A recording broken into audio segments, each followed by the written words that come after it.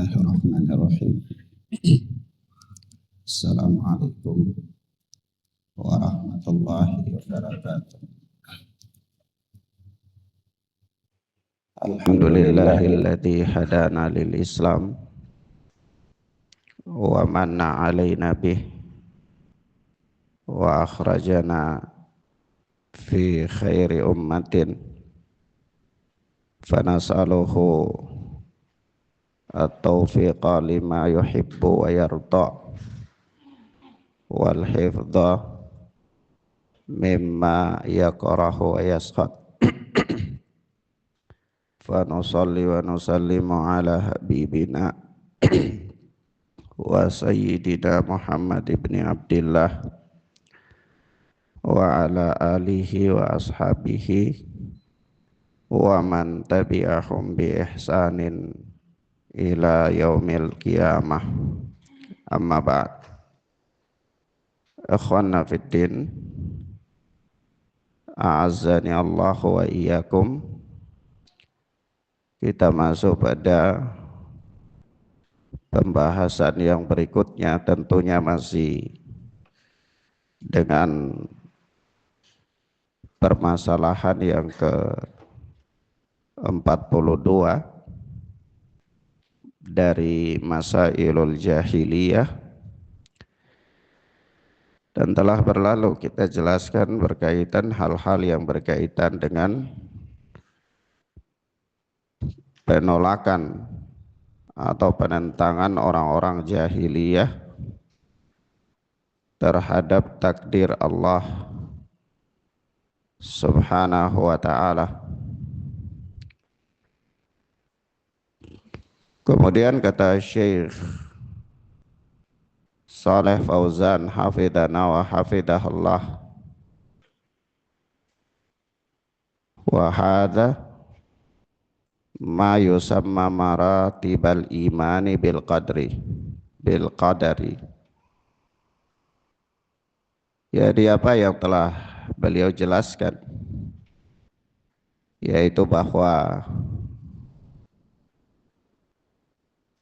tidaklah terjadi suatu perkara di alam semesta ini melainkan dengan kehendak Allah,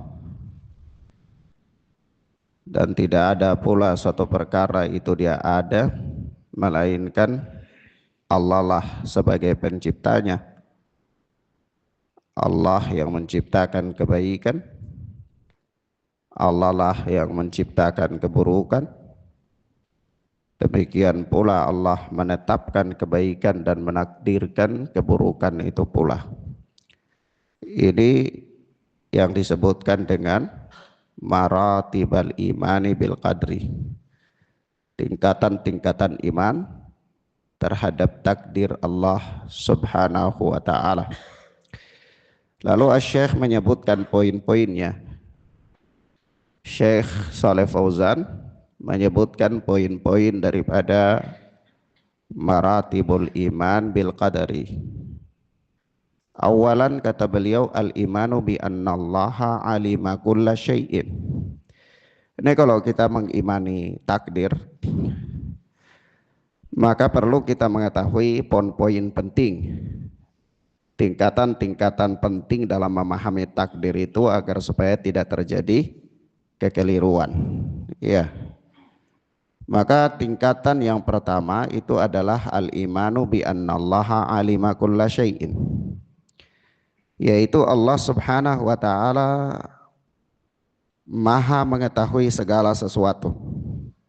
Allah Jalla wa ala maha mengetahui sesuatu. Yani ilmu Allahil muhitu bi kulli syai', yani ilmu Allah itu meliputi segala sesuatu perkara. Ini tidak ada yang tidak diketahui oleh Allah Subhanahu wa ta'ala, sebagaimana Allah Azza wa Jalla berfirman, wa huwa bi kulli syai'in alim. Allah itu maha mengetahui segala perkara. Nah, nah ini tentunya tahapan ilmu Allah. Itu Allah mengetahui sesuatu itu sejak azali. Ya, ini sejak sesuatu itu belum terjadi, dan ketika dia terjadi, dan bagaimana dan ketika akan terjadi, serta bagaimana bentuk terjadinya dan kapan terjadinya, semuanya diketahui oleh Allah Subhanahu wa ta'ala.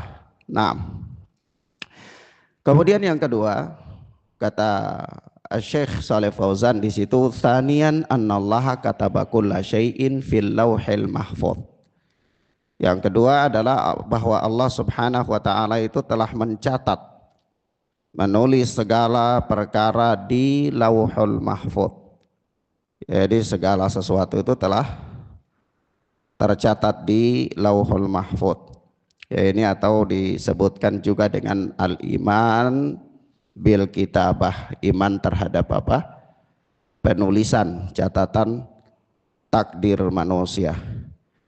Sebagaimana Allah Subhanahu wa taala berfirman dalam surat Yasin, ya, wa kulla syai'in ahsainahu fi imamin mubin. Jadi tidak ada sesuatu pun yang tidak ditulis di Lauhul Mahfuz dalam apa? Catatan takdir manusia. Nah, apakah itu berupa kebaikan, berupa keburukan, berupa kesengsaraan, kebahagiaan, kekayaan, kemiskinan, sehat, sakit, panjangnya usia seseorang, semuanya ditulis oleh Allah Subhanahu wa taala di Lauhul Mahfuz. Bahkan 50.000 tahun ya sebelum Allah menciptakan langit dan bumi ini, Allah telah mencatat apa?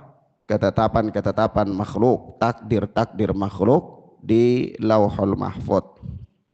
Nah, meskipun kalau kita lihat perdebatan dalam hadis tentang perdebatan Adam alaihi salatu wassalam dan Musa alaihi salatu wassalam, di situ disebutkan 40 tahun, ya.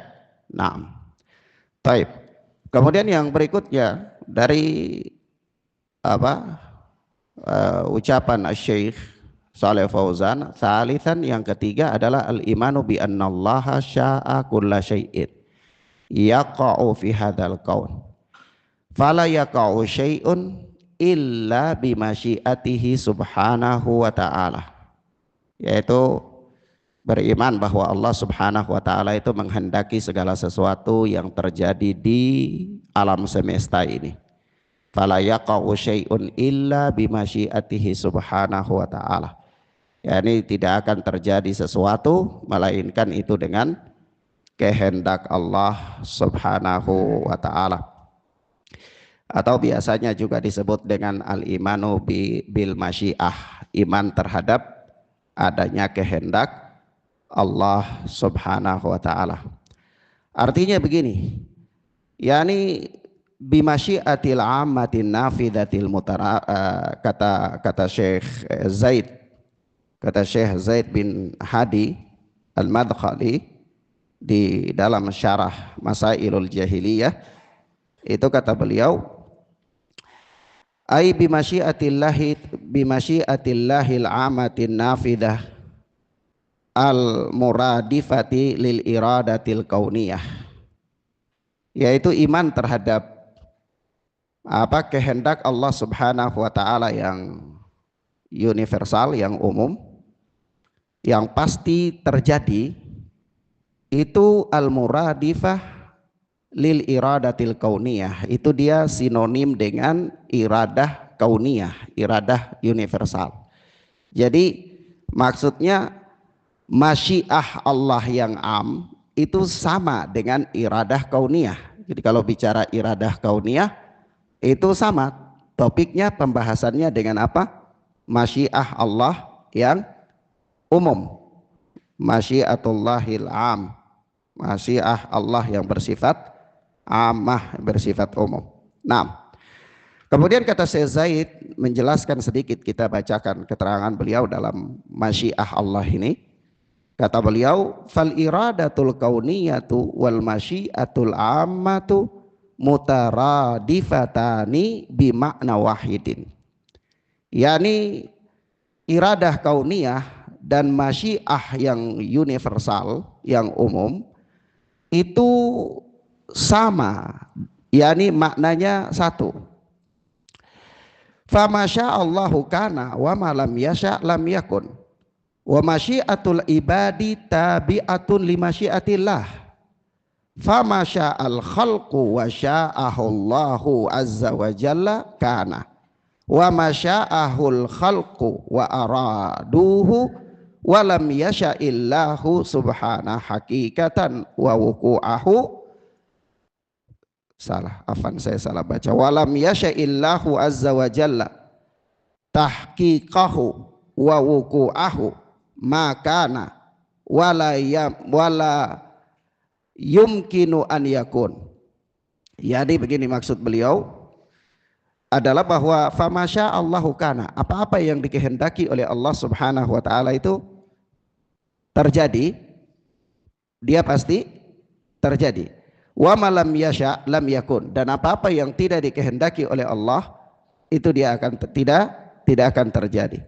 Wa masyiatul ibadi tabi'atun li masyiatillah. Nah, di sini beliau menyinggung sedikit pembahasan bahwa keinginan atau kehendak hamba itu mengikuti kehendak Allah. Kalau bicara tentang kehendak Allah, maka jangan sama sekali kita menafikan bahwa manusia atau makhluk itu tidak punya kehendak.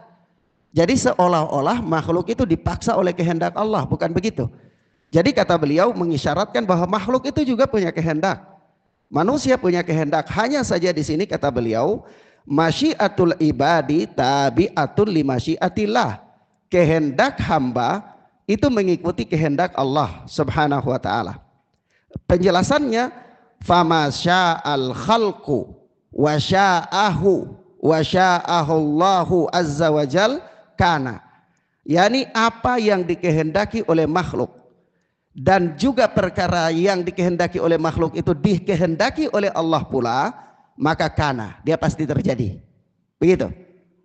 Artinya makhluk punya kehendak, tapi kehendak makhluk itu mengikuti kehendak Allah. Tidak bisa kehendak makhluk bertentangan dengan kehendak Allah. Artinya kalau kehendak makhluk itu bertentangan dengan kehendak Allah, dia tidak akan terjadi.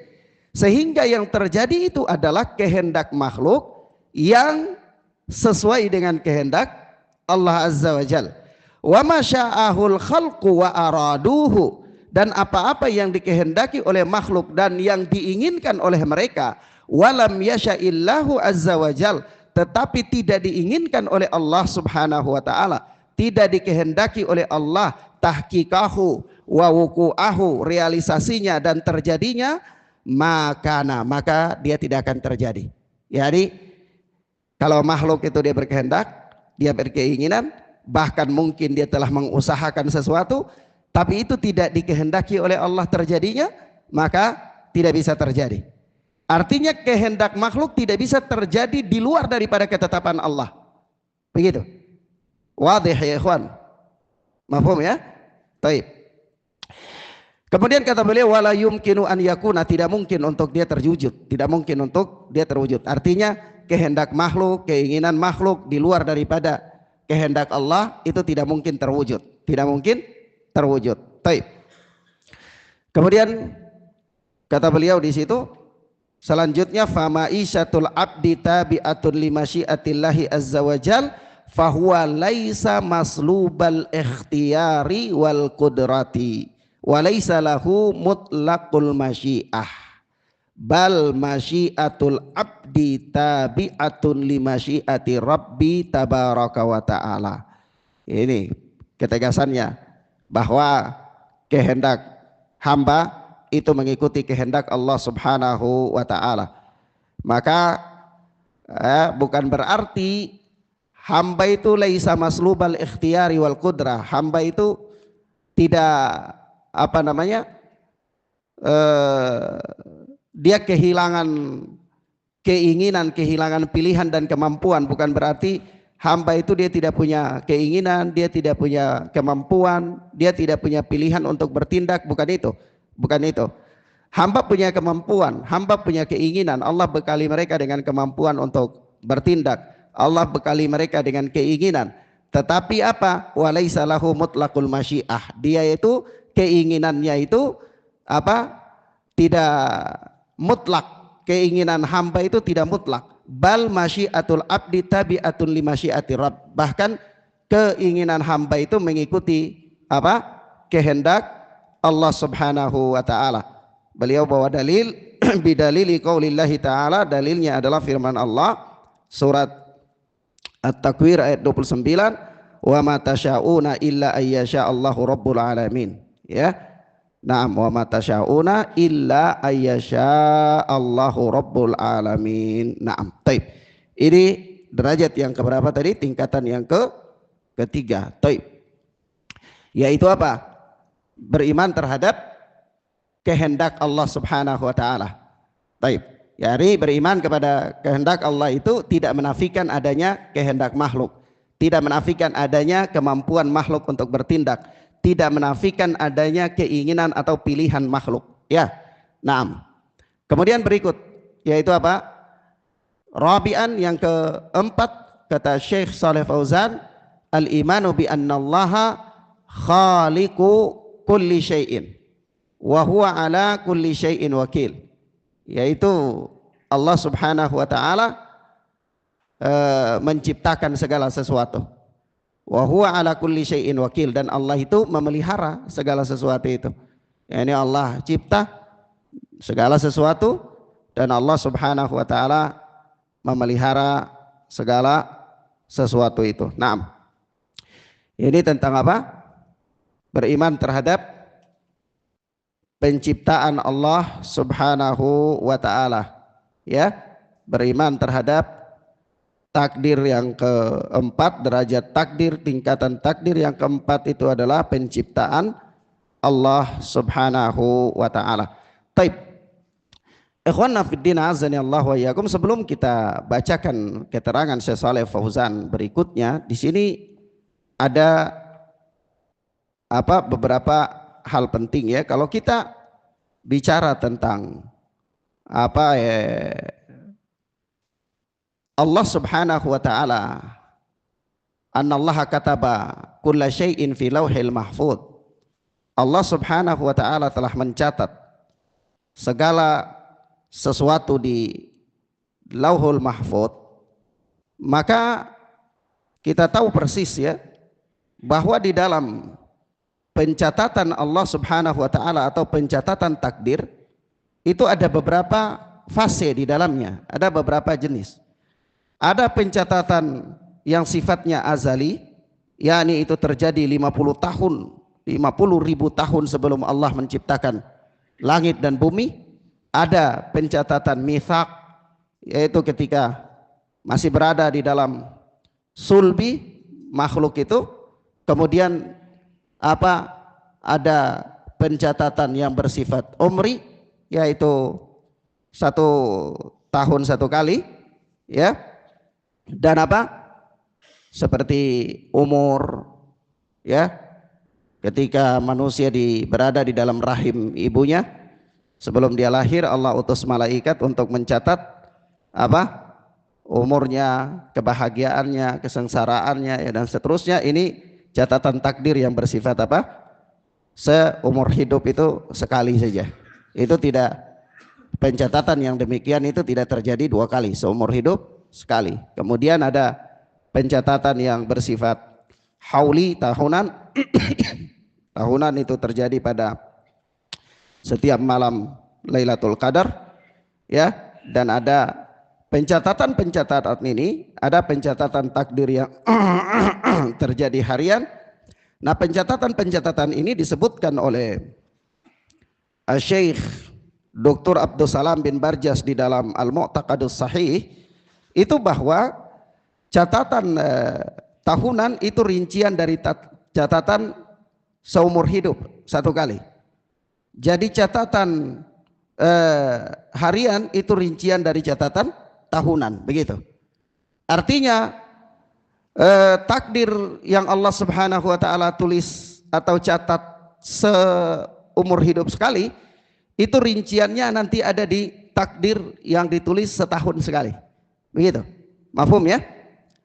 Nah, takdir setahun sekali itu rinciannya nanti ada pada takdir yang ditulis sehari sekali. Nah, antum bisa lihat penjelasan lengkapnya ditulis oleh Syekh Dr. Abdul Salam bin Barjas rahimana wa rahimahullah dalam Al-Mu'taqadus Sahih. Taib. Sampai di sini mafhum ya ikhwan? Paham ya? Kemudian kalau dikatakan Ustadz, apakah boleh takdir itu bisa berubah? Apakah seorang itu boleh melawan takdir? Maka di situ ada pembahasan yang paling bagus sekali oleh Al-Alama Ibnu Qayyim Al-Jauziyah rahimahullah di dalam kitab beliau Madarijus Salikin. Itu kata beliau membuat fasal daf'ul qadri bil qadar. Ya, daf'ul qadari bil qadar, yaitu menolak takdir dengan takdir. Menolak takdir dengan takdir. Nah, bagaimana menolak takdir dengan takdir? Kata beliau, daf'ul qadari bil qadri naw'an. Menolak takdir dengan takdir itu ada dua. Menolak takdir dengan takdir itu ada dua. Ahaduhuma daf'ul qadari alladhi qadin aqadat bi asbabihi walamma yaka bi asbabin ukhra minal qadari tuqabiluhu fayamtani'u wuqu'uhu kadaf'il aduwi bi qitalihi wa daf'il harri bil bardi wa nahwihi. Yakni yang pertama itu adalah menolak takdir dengan sebab-sebabnya. Menolak takdir dengan sebab-sebabnya. Ya, yakni takdir yang belum terjadi itu ditolak dengan sebab-sebabnya pula, yakni takdir yang lain juga. Ya, yang menjadi sebab-sebab tidak terjadinya perkara tersebut. Seperti orang menolak takdir diperangi oleh musuh dengan musuh itu dijajah oleh musuh dengan musuh itu diperangi, atau menolak panas dengan dingin atau yang semisalnya. Artinya sehingga dia tidak terjadi. Takdir yang dia belum terjadi ditolak dengan takdir pula supaya dia tidak terjadi. Paham maksudnya? Seperti apa? Menolak untuk diperangi musuh dengan cara memerangi dia lebih duluan, atau menolak dingin dengan panas. Ada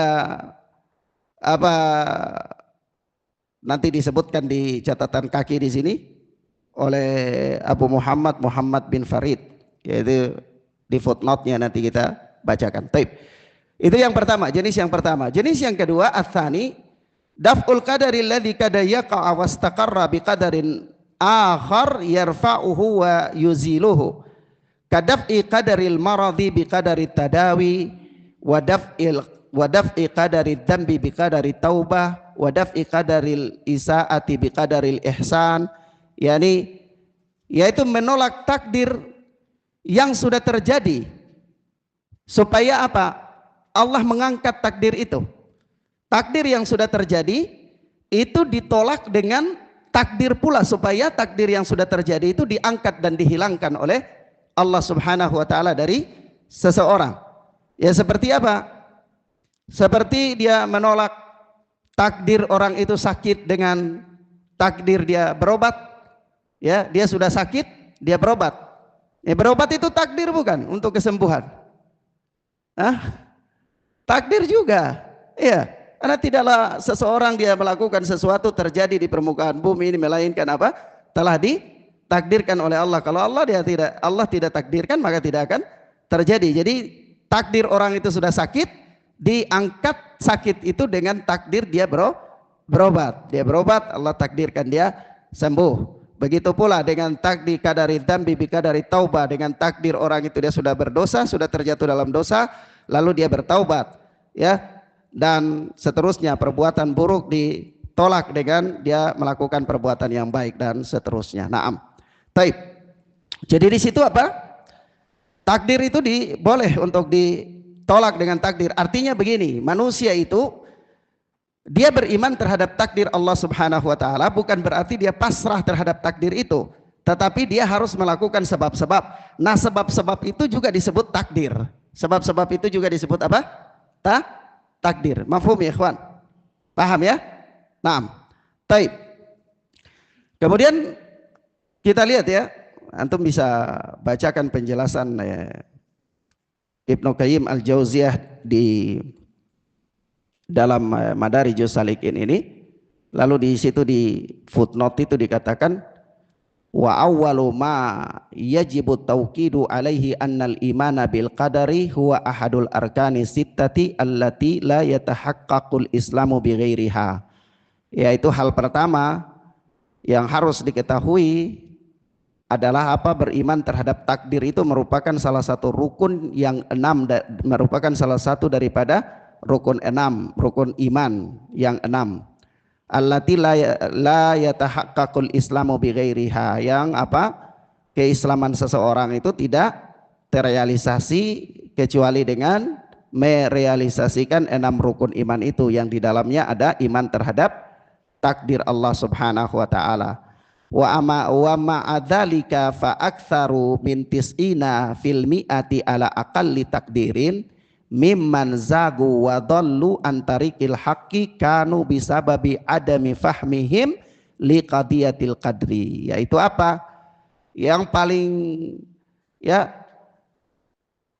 bersamaan dengan itu lebih dari 90% menurut ukuran yang paling minimal, taksiran yang paling minimal itu lebih dari 90% orang-orang yang menyimpang dan sesat dari jalan kebenaran dalam persoalan takdir ini adalah kanu bisababi adami fahmihim liqadiyatil qadri, karena mereka tidak paham terhadap takdir, karena mereka tidak paham terhadap konsep takdir. 90% itu presentasi paling sedikit orang sesat dan menyimpang di dalam permasalahan takdir itu karena dia tidak paham terhadap apa? Takdir, terhadap bahasan-bahasan yang berkaitan dengan takdir.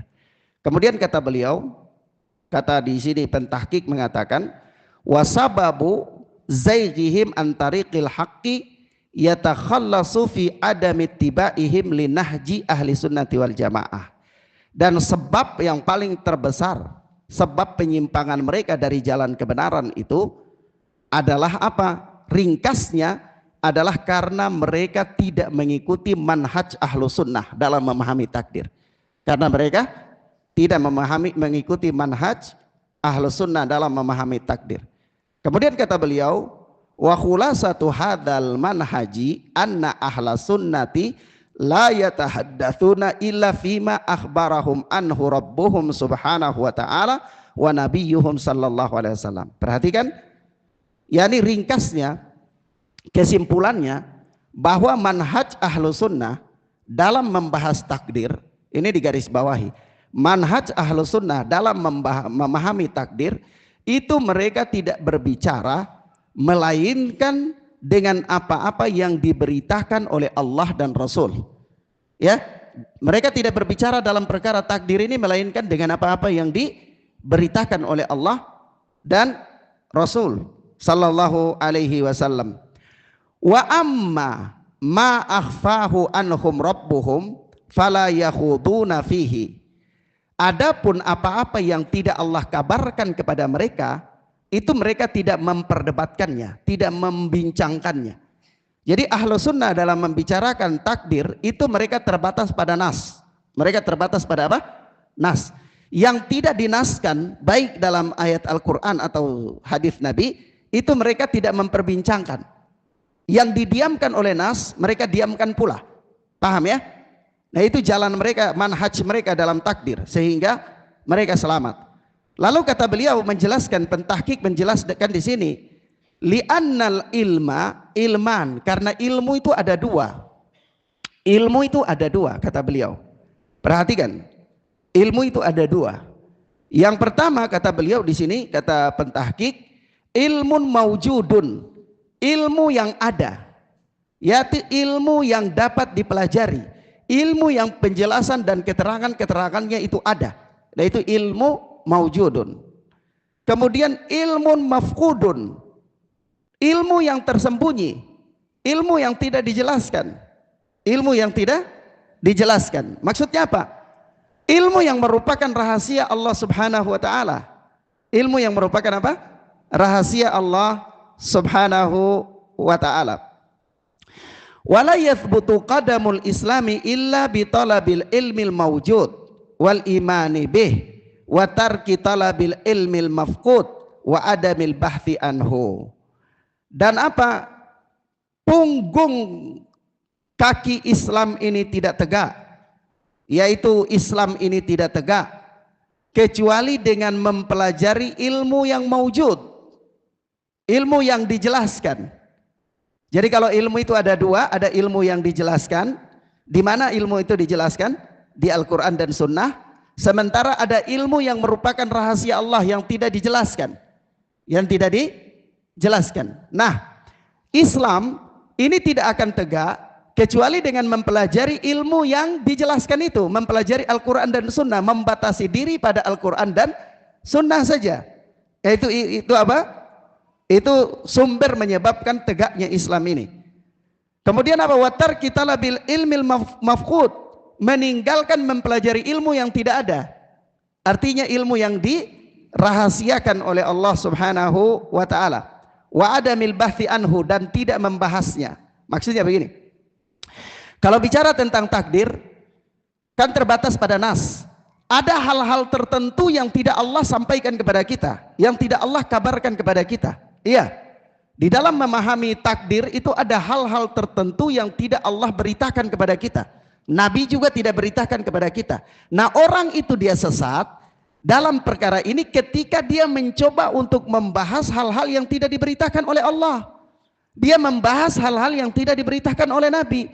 Sehingga dengan apa dia membahasnya? Dengan logikanya, dengan akalnya, dengan perasaannya. Disitulah dia terjatuh dalam kesesatan. Bagaimana Islam itu tegak dengan cara seperti ini? Tidak, Islam tidak tegak dengan cara seperti ini.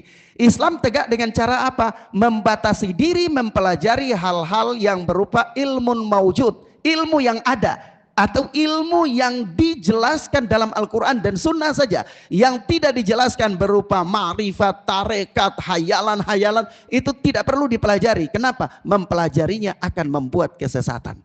Paham ya ikhwan? Mafhum ya? Kemudian mempelajari, ya Ustadz, memang Allah menulis takdir manusia 50.000 tahun sebelum menciptakan makhluk. Bagaimana bentuk pencatatannya? Kemudian bagaimana itu bisa berubah? Ini tidak Allah jelaskan. Kalau ini tidak Allah jelaskan, maka tidak boleh membahasnya, tidak boleh mempelajarinya. Kalau membahasnya, mempelajarinya akan menimbulkan kesesatan. Begitu. Paham ya, kawan? Kenapa? Karena ilmu itu dua. Pentahqiq katakan di sini dalam Madarijus Salikin, ilmu itu dua.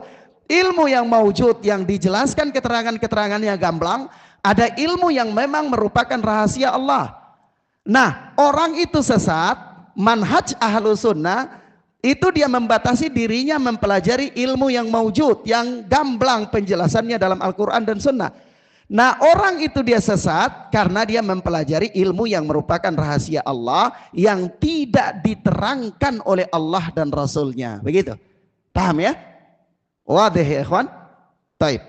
Kemudian ikhwan fiddin azani Allahu wa iyyakum.